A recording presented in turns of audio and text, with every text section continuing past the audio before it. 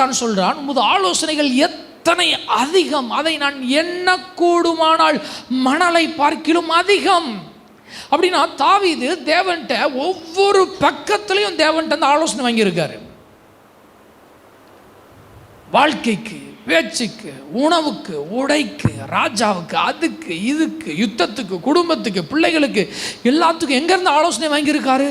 கர்த்தர்கிட்ட ஆலோசனை வாங்கியிருக்கிறார். ஞாயிற்றுக்கிழமையில் வந்து அமர்வின் நோக்கங்களிலே ஒன்று, கர்த்தர் உங்களுக்கு தம்முடைய பரத்தில் இருந்து உங்கள் வாழ்வை வெற்றி அடைவதற்கு வேண்டிய ஆலோசனைகளை அவர் கொடுத்து கொண்டு இருக்கிறார். எத்தனை பேர் கேட்க வந்திருக்கிறீங்க? அவங்க மட்டும் கரங்களை உயர்த்தி, ஆண்டவரே நம்முடைய ஆலோசனைகளை அனுப்புவீராக, நம்முடைய ஆலோசனைகளை அனுப்புவீராக, நம்முடைய ஆலோசனைகள் கிடைப்பதாக. அப்பா, அதில் ஒரு ஆலோசனை தான் போன வாரம் கொடுத்தேன்.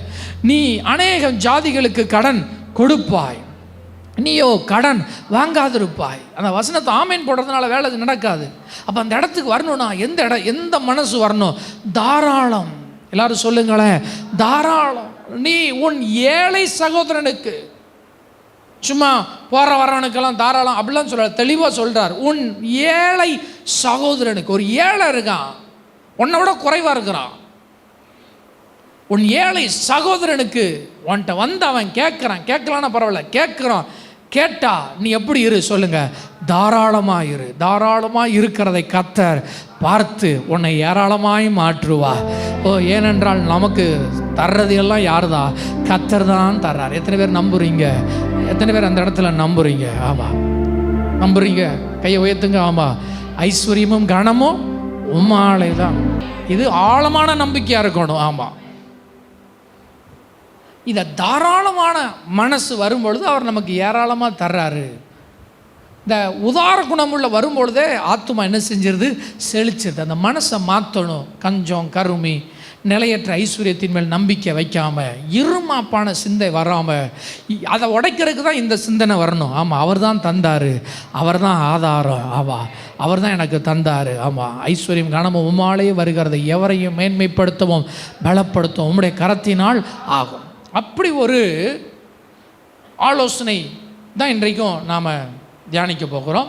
சங்கீதம் 128 நாம் வாசித்த சங்கீதம். இந்த சங்கீதத்தில் ஒரு வார்த்தை வருது. முதல் வார்த்தை நம்ம எல்லாருக்கும் வழக்கப்பட்ட ஒரு சங்கீதம். என்ன வருது?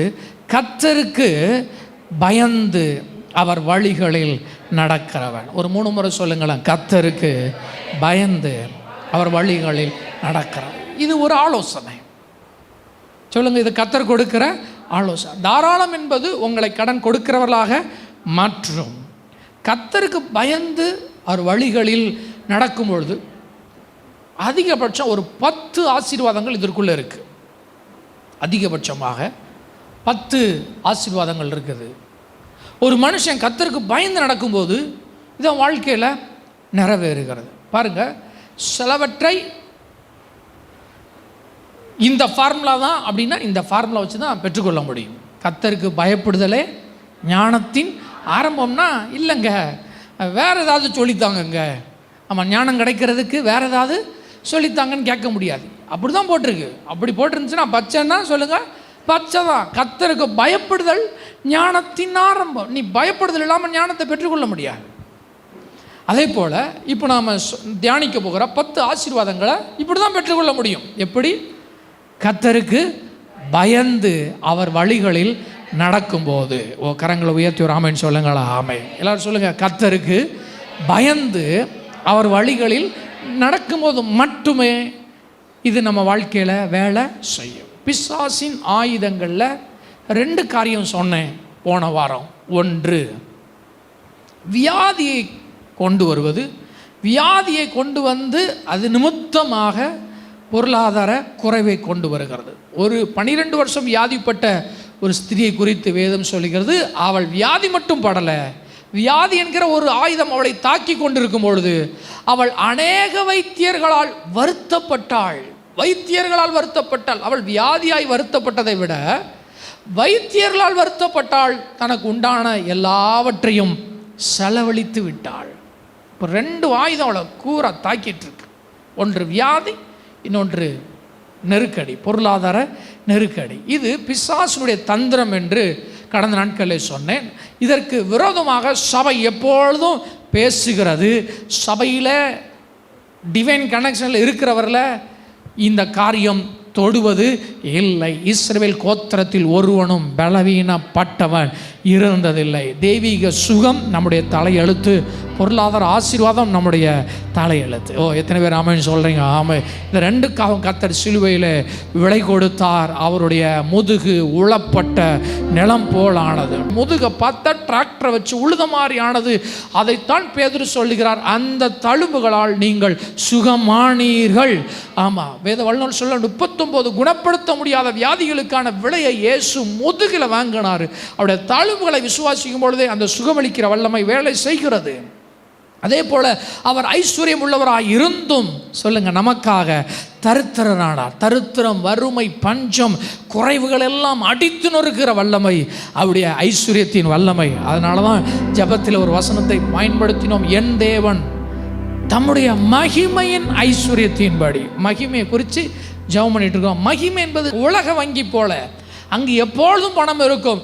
அந்த வங்கியில் நாடுகள் கடன் வாங்குகிறார்கள். நம்முடைய மாநில சென்ட்ரல் பேங்க்ல போய் கடன் வாங்கிட்டு இருக்கான், உலக வங்கியில் போய் கடன் வாங்குறான். எப்பொழுதும் இருக்கிற ஒரு பணம் நிறைந்த இடம் போல மகிமைக்குள்ள ஒரு பேங்க் இருக்கு. என் தேவன் தம்முடைய மகிமையின் ஐஸ்வர்யத்தின்படி உங்கள் குறைவுகளை எல்லாம் கிறிஸ்து இயேசுக்குள்ளாக நிறைவாக்குவார். ஆமென் சொல்லுங்களேன். எத்தனை பேர் நம்புறீங்க? அதே போல இந்த பயந்து அவருடைய வழிகள் நடக்கும் பொழுது குடும்பங்கள் ஆசீர்வதிக்கப்படுகிறது. எப்படி கடந்த நாட்களில் பிசாசு ஒரு கூர்மையான 2 ஆயுதத்தை பயன்படுத்தி அனைவருடைய வாழ்க்கையை கெடுக்கிறானோ, நாசமாக்குறானோ, அதே போல அநேகருடைய குடும்ப வாழ்வை உடைப்பது அவருடைய திட்டங்களிலே ஒன்று. குடும்ப அமைப்பை சிதைப்பது அவருடைய திட்டங்களிலே ஒன்று. அதனால தான் இந்த வசனத்தில் அவர் ஆலோசனை கொடுக்கிறாரு.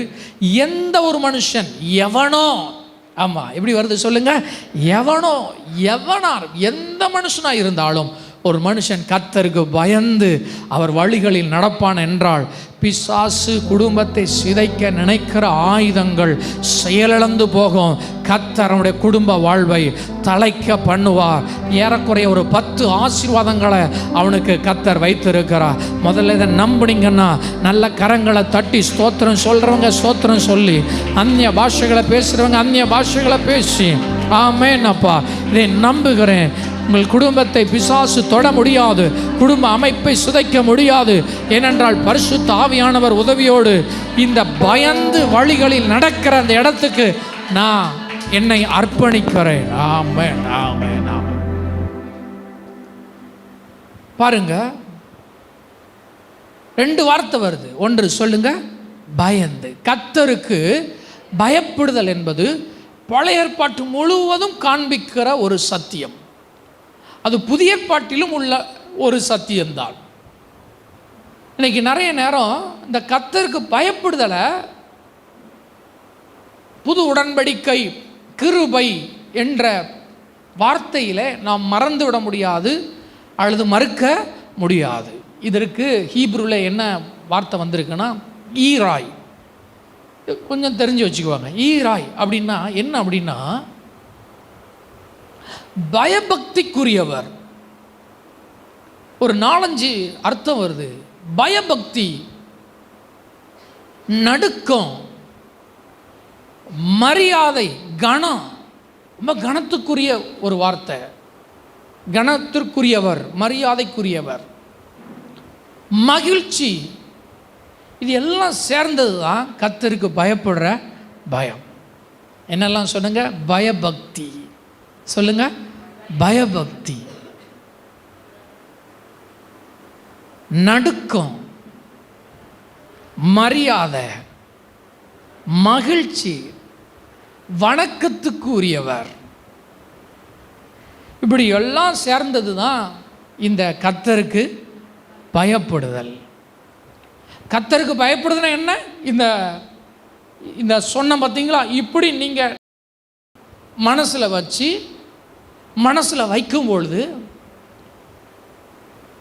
மனசில் வச்சாதான் அடுத்த ஒரு வார்த்தை வருது பார்த்தீங்களா, அவருடைய வழிகளில் நடக்கவே முடியும். உங்கள் வாழ்க்கையில் தேவனை பயபக்திக்குரியவரை வச்சிங்கன்னா அவர் காண்பிக்கிற பாதையில் நீங்கள் நடப்பீங்க. அவரை குறித்து நடுக்கம் இருக்கும் என்றால் அவர் காண்பிக்கிற வழிகளில் உங்களால் நடக்க முடியும். அவரை உங்கள் மனதிலே மரியாதைக்குரியவராய் கனத்திற்குரியவராய் வைக்கும் பொழுது அவர் சொல்கிற பாதையில் உங்களால் நடக்க முடியும். வணக்கத்துக்குரியவராய் வைத்தால்தான் அவருடைய வழிகளிலே நடக்க முடியும். எத்தனை பேருக்கு நான் சொல்ல வரது புரிஞ்சது? ஆமாம். இன்னைக்கு இதில் குறைவுபடும் பொழுது இந்த சொல்கிற பார்த்தீங்களா, ஒரு குறைஞ்சது ஒரு 10 அது வாழ்க்கையில் வேலை செய்வது இல்லை. ஆனால் எந்த மனுஷன் கர்த்தருக்கு பயந்து அவருடைய வழிகள் நடக்கிறானோ அவனுக்கு தாராளமாக எழுதி கொடுக்கலாம், தீர்க்க தரிசனமாக எழுதி கொடுக்கலாம். இந்த 128 அவன் வாழ்க்கையில் பெற்று அவன் அனுபவிப்பான். ஆமாம், ஒரு ஆமென் சொல்லுங்களா? ஆமாம். கர்த்தருக்கு பயந்து அவர் வழிகளில் நடக்கிற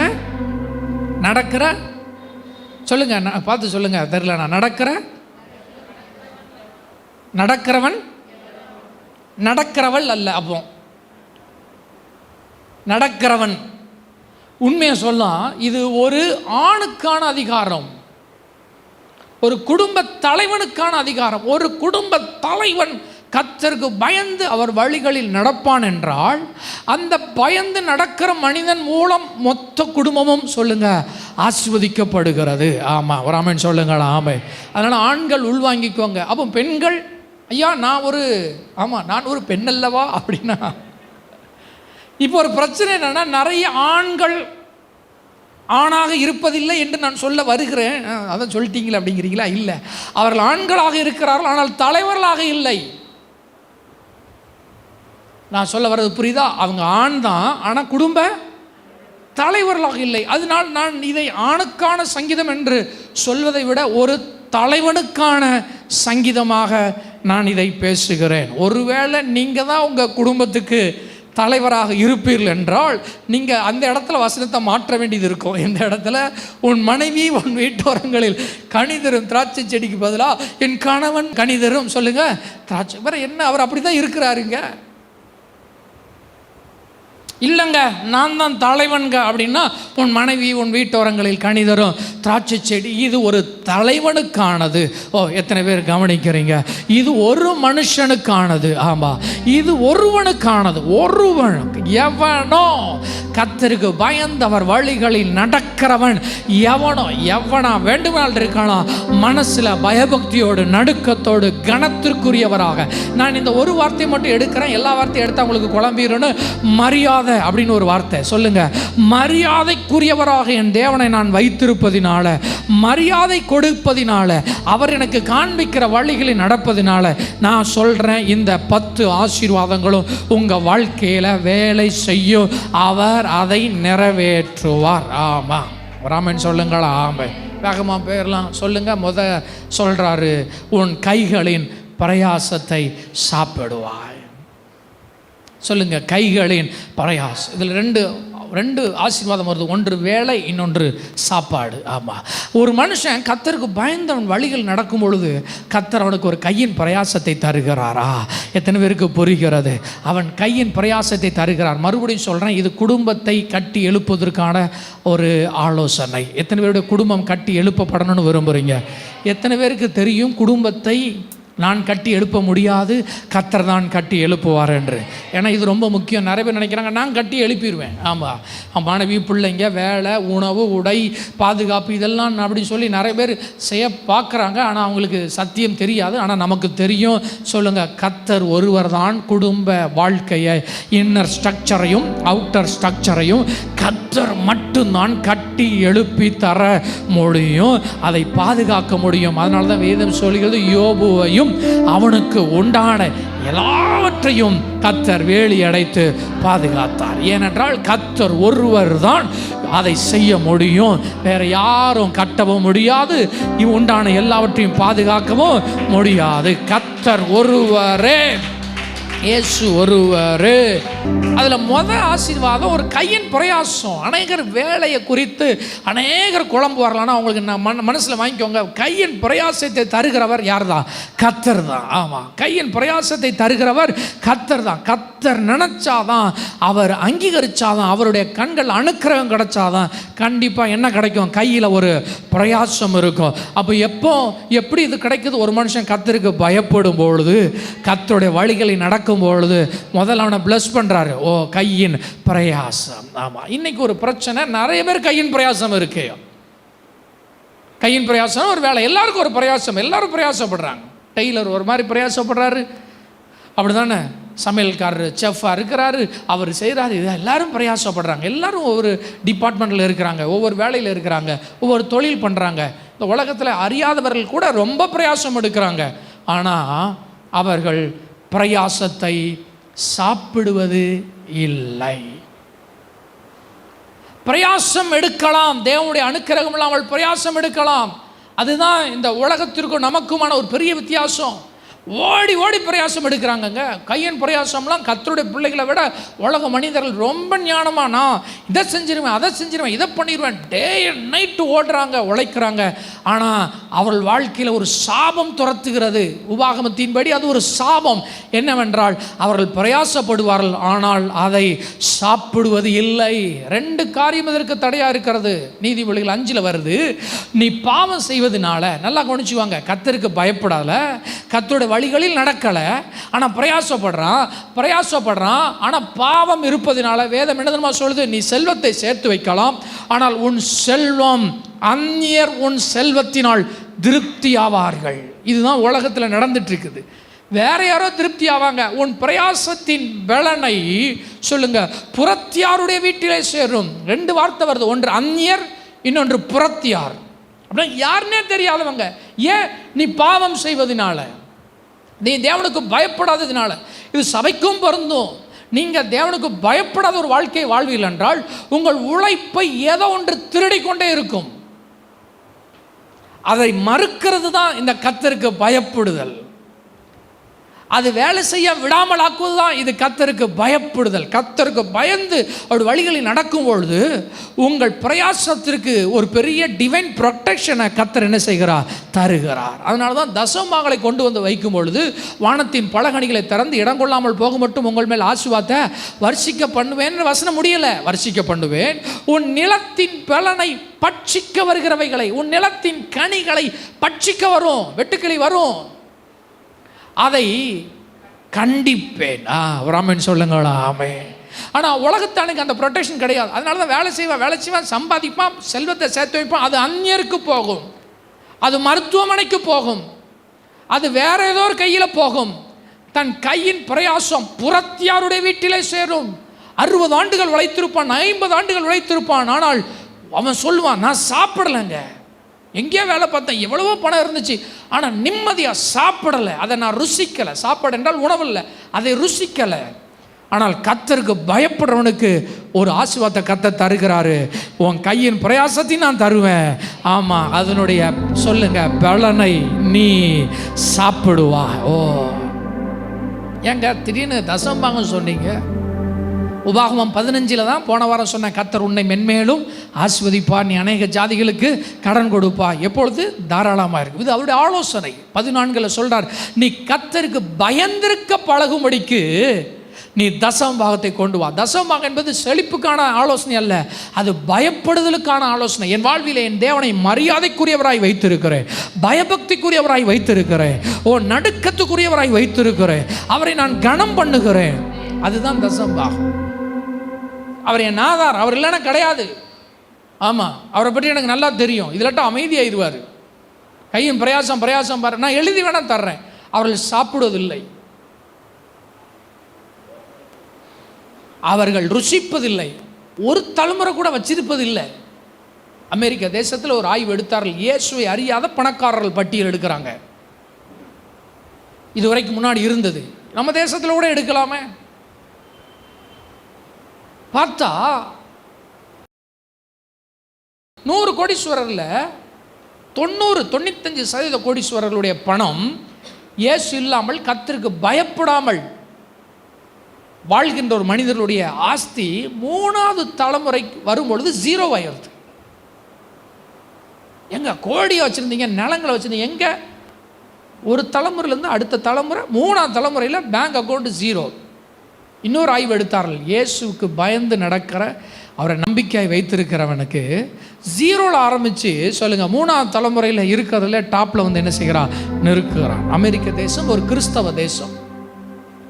அந்த தேசத்தில் எப்படி ஆராய்ச்சி பண்ணுறாங்க, கர்த்தரை சேவிக்கிறாங்க, சேவிக்காதவங்களுக்கு எடுத்து பார்ப்போம். அதனால தான் தாராளமாக சொல்கிறேன், கர்த்தருக்கு பயப்படலைன்னா நான் உங்களுக்கும் சேர்த்தான் சொல்கிறேன், பிரயாசப்படலாம். பிரயாசத்தை என்ன செய்ய முடியாது சொல்லுங்கள், சாப்பிட முடியாது, யாருமே சாப்பிட முடியாது. ஆனால் பயந்தா நீங்கள் அதை என்ன செய்வீங்க, சாப்பிடுவீங்க. இதில் 2 ஆசீர்வாதம் வந்துட்டு ஒரு ஆமைன்னு சொல்லுங்களா. ஆமை. 3வது சொல்லுங்கள், உனக்கு பாக்கியமும் நன்மையும் உண்டாயிருக்கும். இதில் 3, 4 வருது. சொல்லுங்கள், பாக்கியமும் நன்மையும். இந்த பாக்கியம் நன்மைன்னா சரியாக உங்களுக்கு புரியாது. ஆனால் இங்கிலீஷில் நல்லா வருது, மூல பாஷையில் நல்லா வருது. ஆசீர்வாதமும் செழிப்பும் என்று போட்டிருக்கு. ஆசீர்வாதங்களும் சொல்லுங்கள். ஒரு மனுஷன் கர்த்தருக்கு பயப்படும் பொழுது தான், அவருடைய பயந்து நடக்கும் பொழுது தான் கர்த்தர் அவனை என்ன செய்கிறார் சொல்லுங்கள், ஆசீர்வதிக்கிறார். அதான் சொன்ன பார்த்தீங்களா, தாராளமாக இருக்கும்போது கர்த்தர் ஆசீர்வதிக்கிறார். கர்த்தருடைய கரம் அமரும். உண்மையாய் வரும்பொழுது கர்த்தருடைய கரம் என்ன செய்கிறது, அமருகிறது. உங்கள் மேலே அப்படி அமரும். அதான் ஆசீர்வாதம். இன்னைக்கு நீதிமொழிகள் 10 வாசித்து வந்தீங்களா, 10ஆம் தேதி, கர்த்தருடைய ஆசீர்வாதம் தான் ஐஸ்வர்யத்தை தரும், அதனோடு அவர் வேதனையை கூட்டார். வேற யாரும் உங்களை ஆஸ்வதிக்க முடியாது. உங்கள் அப்பா அம்மாவோ, உங்கள் பெற்றோர்களோ, உங்கள் முன்னோர்களோ உங்களை ஆஸ்வதிக்க முடியாது. கர்த்தர் உனக்கு பாக்கியம் என்றால் அவன் ஆஸ்வதிக்கப்பட்டவனாக இருப்பான், அவனுக்கு நன்மை உண்டாயிருக்கும், அவன் செழிப்பான், அவன் வாழ்க்கையை நன்மையால் நான் அலங்கரிப்பேன். எத்தனை பேர் முதல்ல இதை நம்புறீங்க? முதல்ல ஆமாம், ஒரு மாதிரி பார்க்குறீங்களே, எத்தனை பேர் நம்புறீங்க? ஆமாம், நான் நம்புகிறேன். கர்த்தர் ஒரு பயப்படுற ஒரு மனுஷனை கர்த்தர் நிச்சயமாக ஆசீர்வதிக்கிறார். கர்த்தருக்கு பயந்து அவர் காண்பிக்கிற வழிகளில் நடக்கிறவனை கர்த்தருடைய கரம் அமருகிறது, அவன் வாழ்க்கையை நன்மையால் அலங்கரிக்கிறார். இது வேதம், உண்மையானது, பொய்யுரையாத வேதம். ஆமாம், உண்மையுள்ள தேவன். ஆமாம், ஒரு அலையிலே சொல்லுங்கள், அலையில் உன் மனைவி உன் வீட்டோரங்களில் கனிதரும் திராட்சை செடி. இவ்வளோ நேரம் சொன்னது பொருளாதார ஆசீர்வாதம். 3 பக்கங்கள் தான், பிரித்தா 10 ஆசீர்வாதம். 3 தான். ஒன்று பொருளாதாரம், இன்னொன்று குடும்பம், இன்னொன்று ஆவிக்குரியது. இவ்வளோ நேரம் சொன்னது சொல்லுங்கள் பொருளாதாரம். அடுத்தது குடும்பத்துக்கு வராரு. உன் மனைவி உன் வீட்டோரங்களில் கனிதரும் திராட்சை செடி. பார்ட்னர் எல்லாம் பிரயாசப்படுவான், உழைப்பான், ஆனால் ஃபேமிலியோட இன்னர் ஸ்ட்ரக்சராக இருக்காது. அநேக கோடீஸ்வரர்களை ஒரு சர்வே எடுத்த பொழுது, இந்தியாவில் சர்வே எடுத்த பொழுது, அநேகருக்கு குடும்ப அமைப்பு இல்லை, குடும்பங்கள் இல்லை.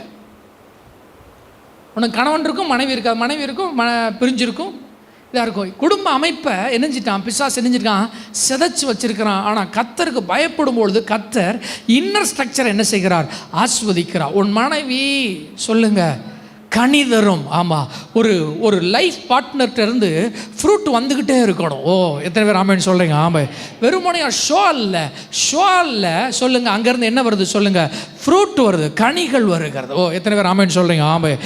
மனைவி தருகிற கனிகள் ஒன்று கற்பத்தின் கனி, ஆவிக்குரிய கனி, அன்பின் கனிகள். இதெல்லாம் கர்த்தருக்கு பயப்படும் பொழுது இந்த பக்கத்தில் கர்த்தர் என்ன செய்கிறார், வேலையை காண்பிக்கிறார், கிரியை நடப்பிக்கிறார். எத்தனை பேர் காதுகள் அதை கேட்குறது?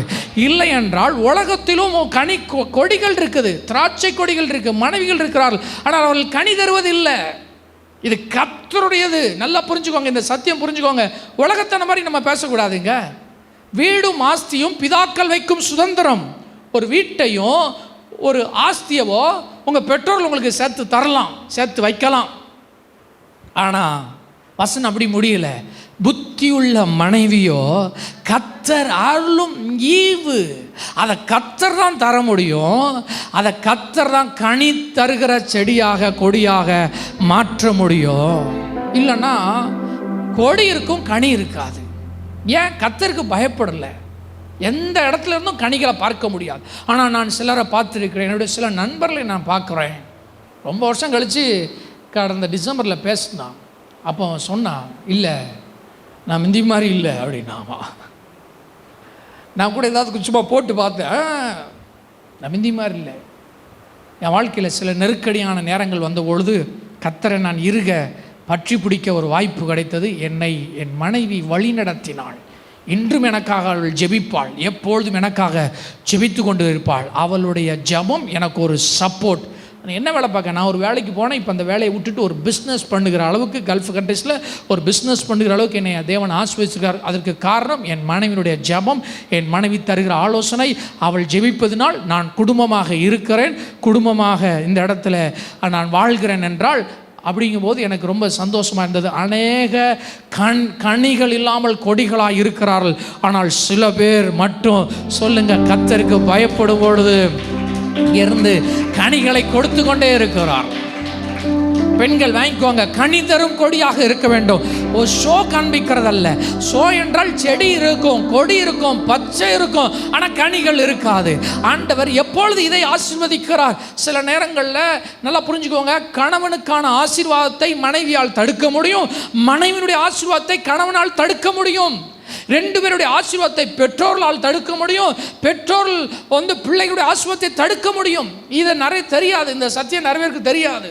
ஒரு ஊழியர் சொன்னார், அந்த விசுவாசிக்கு வருத்தம், வெளியூரில் இருக்காங்க, திடீர்னு ஃபோன் பண்ணி கேட்டாங்க, ஐயா இவளுக்கு அந்த சகோதரி சபையிலே கிடக்கும், சபைக்கே உழைக்கும், சபைக்கு அவ்வளோ கொடுக்கும், ஆனால் அதுக்கு ஒரு குறிப்பிட்ட பலவீனம், ஒரு தலைவலி, போகவே இல்லை.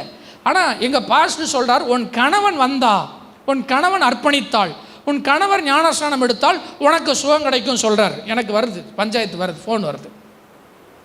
எனக்கு முதல்ல புரியல. இல்லைங்க, நீங்கள் வர்றீங்க, அது எப்படி உங்கள் கணவர் வந்தா அப்படின்னா, நான் ஜெபிக்கும்பொழுது கர்த்தர் சொன்னார், கரெக்டு தான், அவர் சொன்னது கரெக்டு தான். ஏனென்றால் இவளுடைய சுகத்தை இவர்களால் தடை பண்ண முடியும். ஆமாம், இவர்களுடைய சொல்லுங்க வெற்றியை இவர்களால் தடை பண்ண முடியும். ஏனென்றால் ரெண்டு பேரும் பிரிந்திருக்கும் பொழுதல்ல, அதுதான் குடும்ப அமைப்பை சிதைப்பதில் பிசாசின் நோக்கம். கண்டிப்பாக இந்த காரியத்திற்காக நேசிக்கிற ஒரு கணவனாக இருப்பான் என்றால் தன்னை தேவனுக்கு அர்ப்பணிக்கும் பொழுது கர்த்தர் அந்த நுகத்தை அவருடைய கழுத்தில் இராதபடி முறித்து போடுகிறார். இது சத்தியம். இதை நான் உங்கள்கிட்ட சொல்கிறதுனால சில பேர் வருத்தப்படுறதுனால நான் அதை சொல்லாமல் இருக்க முடியாது.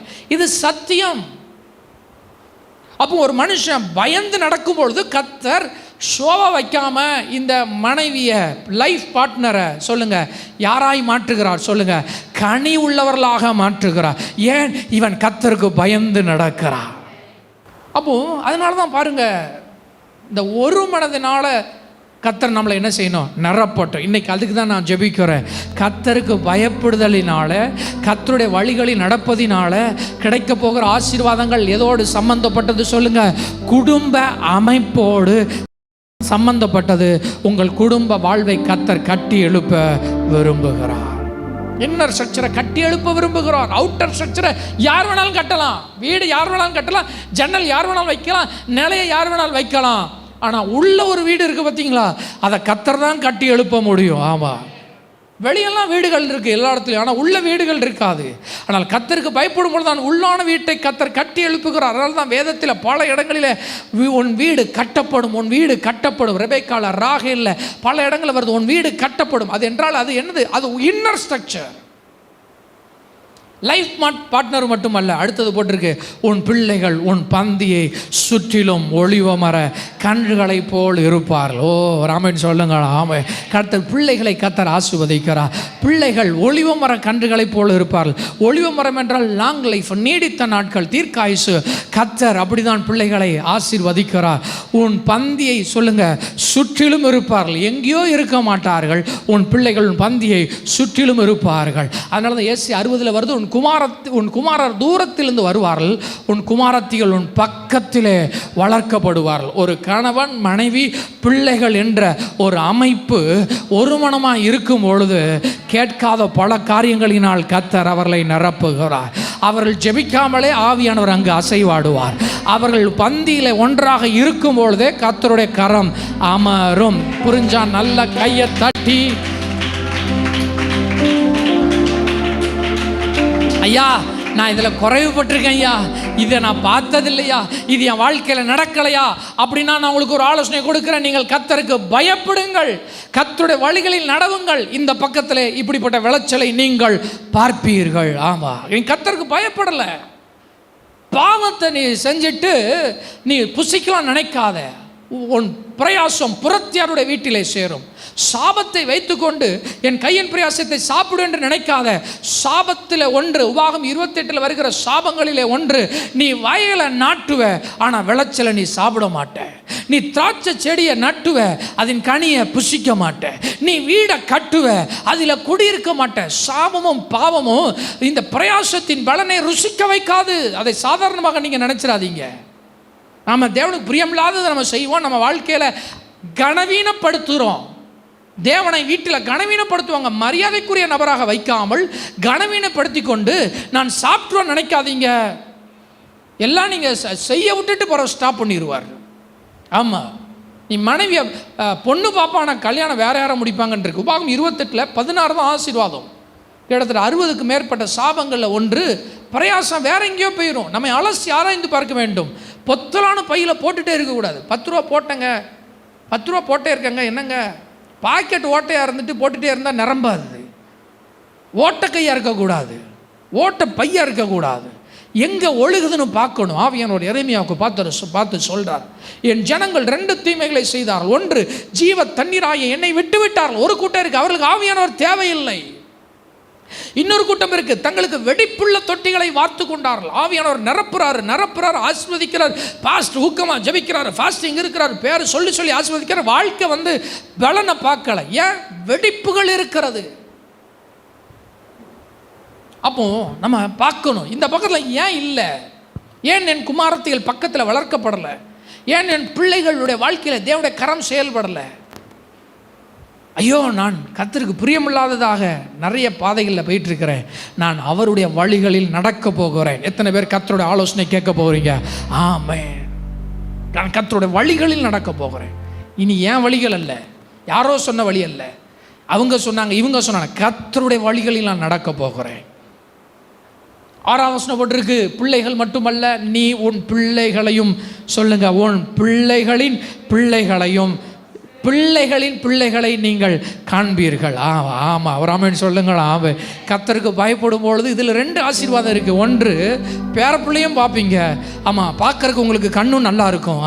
இது எப்படி இருக்குது? ஆமாம், பார்க்குற வரைக்கும் ஆண்டவர் உயிரோடையும் வச்சிருப்பார், தீர்க்காயுசும் வச்சிருப்பார். இது எப்படி இருக்குது? 100 வயசில் பிள்ளையை தந்தார். பிள்ளையை மட்டுமா பார்த்தான்? ஆபிரகாம் ஈசாக்கை மட்டும் பார்க்கல, ஈசாக்கு வளர்ந்ததையோ, ஈசாக்குக்கு திருமணமானதையோ. ஈசாக்குக்கு 20 வருஷம் பிள்ளை இல்லைங்க, 40 வருஷத்தில் கல்யாணம் முடிஞ்சு 20 வருஷம் பிள்ளை இல்லை, 60 வயசாயிட்டு. ஆபிரகாம் திடப்படுத்திட்டே இருப்பான், அப்பாவுக்கு தந்தாரியா, உனக்கும் தருவாரியா? ஈசாக்கு ரெபெக்காளுக்காக ஜெபித்தான். ரெபெக்காளுக்கு சொல்லுங்க 2 பிள்ளைகள், ஏசா யாக்கோபு. 17 வருஷம் அவன் ஈசாக்கோடும் சொல்லுங்க யாக்கோபோடும் கூடாரங்களில் கூடியிருந்தான். தேவன் ஒரு வார்த்தையை, ஒரு பயப்படுகிற ஒரு மனுஷன் இருப்பான் என்றால் அவனை ஆசீர்வதிக்காமல் விடுவதே இல்லை. அவன் குடும்ப வாழ்வை ஆசீர்வதிக்காமல் விடுவதே இல்லை. நான் எழுதி கொடுக்கிறேன். உங்க வீட்டில் கர்த்தருக்கு பயப்படுற பயம் இருக்கா? இது நடக்கும், எழுதி கொடுக்கிறேன். நீங்கள் உலகத்தெல்லாம் விட்டுட்டு, உலக ஆலோசனையெல்லாம் விட்டுட்டு, நான் இவன் சொல்கிறதெல்லாம் கேட்காம என் கர்த்தர் என்ன சொல்லுகிறாரோ அவரை என் பயபக்திக்குரியவராக, என் நடுக்கத்திற்குரியவராக, என் மரியாதைக்குரியவராக, அவர் காண்பிக்கிற பாதையில் நடப்பேன் என்று நீங்கள் தீர்மானம் இப்பொழுது எடுப்பீர்கள் என்றால் நான் சொல்கிறேன், நீங்கள் உங்கள் கண்கள் இதை பார்க்கும். ஆமாம், இப்படி செய்ய தேவன் விரும்புகிறாருங்க. இந்த செய்தியை 2 பார்ட்டில் நான் கொடுக்குறேன். இந்த செய்தி எப்படி தெரியுமா? இப்படி ஒரு குடும்பத்தை தேவன் காண்பிக்க விரும்புகிறார் ஜனங்களுக்கு. இவ்விதமாய் 4ஆம் வசனம், இவ்விதமாய் ஒரு குடும்பத்தை பாரு, ஒரு மனுஷனை பாரு, இவன் எப்படி கர்த்தருக்கு பயப்படுறான்னு பாரு. அந்த மனுஷனுடைய மனைவியை பாரு, அவன் எப்படி கனி கொடுக்கான்னு பாரு. அவனுடைய பிள்ளைகளை பாரு, நான் எப்படி வச்சிருக்கிறேன், பந்தியை சுற்றி ஒளிவு மர கன்றுகளை. அவனுக்கு பேர பிள்ளைகளை பாரு, எல்லாரும் வாழ்கிறாங்களா? இப்படி ஒரு மாடலை, ஆமாம், கண்ணாசிலுக்கு வெளியே போனீங்கன்னா ஒரு பொம்மைக்கு சேலையை கட்டி வச்சிருக்கான். ஏன் இப்படி ஒரு மாடல் உள்ள இருக்கு? இப்படி ஒரு கிரியையை என்னால் செய்து காண்பிக்க முடியும். இப்படி ஒரு குடும்பத்தை தேவன் டிசைன் பண்ண விரும்புகிறார். எத்தனை பேர் விரும்புறீங்க? அந்த கை காட்டுகிற, தேவன் கை காட்டுகிற குடும்பமாக என் குடும்பம் இருக்க வேண்டும். தேவன் கை காட்டுகிற குடும்பமாக என் குடும்பம் இருக்க வேண்டும். இவ்விதமா, எல்லாரும் சொல்லுங்களேன், இவ்விதமா. மறுபடியும் சொல்லுங்க, ஏன்னா பிரசங்கத்தின் 2ஆம் கட்ட தலைப்பு அடுத்த வாரம் இதுதான், இவ்விதமா. இன்னும் சத்தமா சொல்லுங்க, இவ்விதமாய் சொல்லுங்க. பாவத்தோடும் சாபத்தோடும் உலகத்தோடும் டிவியோடும் சீரியலோடும் புரண்டு வாழ்கிற மனுஷன் இவ்விதமாய் கர்த்தருக்கு பயப்படுகிற மனுஷன் ஆசீர்வதிக்கப்படுவான். இப்படி ஆசீர்வதிப்பான்டா, நான் அவனை இப்படி ஆசீர்வதிப்பேன். ஈராய் பயம் இல்லை. பொருளாதார ஆசீர்வாதங்களுக்கு காரணம் பயம். குடும்ப ஆசீர்வாதத்துக்கு காரணம் என்ன? கர்த்தருக்கு பயப்படுற பயம். ஆவிக்குரிய ஆசீர்வாதம், நீ எருசலேமின் வாழ்வை காண்பாய். எருசலேம் என்றால் ஆலயம். ஆலயத்தில் இருக்கிற மகிமை, ஆலயத்தில் இருக்கிற பிரசன்னம், ஆலயத்தில் இருக்கிற வார்த்தை, ஆலயத்தில் இருக்கிற வெளிப்பாடு. நீ என்ன வாழ்க்கை வாழ்வ சொல்லுங்க? எருசலேமின். சிலர் ஆமாம், சிலரோட வாழ்க்கை வெறுமையா இருக்குதா? சில பேர் சொல்லுவாங்க வாழ்க்கையா இது அப்படிம்பாங்க. அப்படின்னா என்ன? அவன் நரகம் மாதிரி ஃபீல் பண்ணுவான். இந்த வாழ்க்கை அப்படின்னா என்ன? நீங்கள் எப்பொழுதெல்லாம் அந்த வார்த்தையை சொல்லுகிறீர்களோ அப்பொழுதுதான் கொஞ்சம் ஆராய்ச்சி பண்ணி பாருங்க. உங்களுக்கு மேலே மேகம் இருக்காது, பிரசன்னம் இருக்காது, மகிமை இல்லை, வார்த்தை இருக்காது, விசுவாசம் இருக்காது, நம்பிக்கை இருக்காது. நம்பிக்கையிலிருந்து நீங்கள் காணப்படும் பொழுது தான் இந்த வார்த்தையை சொல்லுவீங்க, என்ன வாழ்க்கை. ஆனால் அப்படி சொல்ல மாட்டானா இவன். ஜீவனுள்ள நாளெல்லாம் சொல்லுங்க, எருசலேம் என்றால் மேகம், எருசலேம் என்றால் மகிமை, எருசலேம் என்றால் பிரசன்னம், எப்பொழுதும் கர்த்தர் இருப்பார், அவன் ஆவி களி கூறும். ஓ, எத்தனை பேர் விரும்புகிறீங்க? சிலது இல்லாமல் இருக்கலாங்க, இந்த பாயிண்டில் சிலது இல்லாமல் இருக்கலாம், அது வரணும். ஆனால் ஸ்பிரிச்சுவல் பிளெஸ்ஸிங் இல்லாமல் உங்களால் வாழ முடியாது. ஆவிக்குரிய நிறைவில்லாமல் ஆவிக்குரியவனால் வாழ முடியாது. ஆமாம் ஆமாம், ஆவிக்குரிய நிறைவில்லாத வாழ்க்கை அல்ல. தேவ பிரசன்னம் இல்லாததை நாங்கள் விரும்பலை. ஆமாம், தேவ பிரசன்னம் இல்லையா, உடனே பிரசன்னம். எத்தனை பேருக்கு புரியுது? ஆமாம், எத்தனை பேர் விரும்புகிறீங்க? அவங்க மட்டும் எழுந்து நின்று சொல்லுங்க, ஆண்டவரே இந்த இடத்துக்கு நான் வர விரும்புகிறேன். எங்களது ஆராதனை நேரம் ஞாயிறு காலை 10 மணி மற்றும் மாலை 6:30 மணி. எங்களது முகவரி great rock worship centre, 6/439 saint Mary's colony, முதல் தெரு, தூத்துக்குடி. எங்களது தொலைபேசி எண் 96 29 76 80 79.